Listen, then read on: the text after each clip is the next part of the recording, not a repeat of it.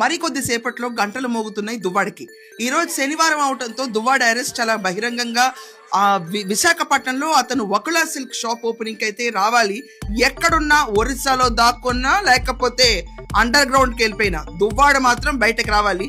మనం చూస్తూనే ఉన్నాం పవన్ కళ్యాణ్ గారి పైన ఎవరైతే అనుచిత వ్యాఖ్యలు చేశారో ప్రశ్న రావణ్ అయితే ఇప్పటికి 4 కేసులు బనాయించున్నాయి.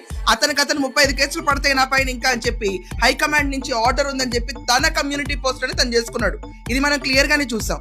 ఈ రోజు కాజా, రాజా, రాజు వీళ్ళకి మాత్రం పిచ్చి పిచ్చిగా బ్యాండ్ పడుతుందని చెప్పి రాష్ట్ర వ్యాప్తంగా అందరూ ఎదురు చూస్తున్నారు. ఎందుకంటే దువ్వాడని 30వ తారీఖున అరెస్ట్ చేద్దామని ప్రణాళికలు గట్టిగా ఉన్నాయి. కానీ అతను ఆ విషయం తెలుసుకుని టెక్కల్లో కారు దొక్కి ఒరిస్సా బోర్డర్ లో తేలాడు. మధ్యలో గుండె నొప్పి అన్నాడు. అంత గుండె నొప్పి ఉన్నాడు. ఇన్స్టాగ్రామ్ లో మాత్రం రీల్ పెడుతున్నాడు. బానే నా షాప్ ఓపెనింగ్ ఉంది రండి అని చెప్పి ఎవరో అక్కడ తనూజ అని ఒక అమ్మాయి చేస్తుంటే పక్కన కూర్చొని బానే ఉన్నాడు. ఆ దువ్వాడ ఈ రోజు వకులా సిల్క్ షాప్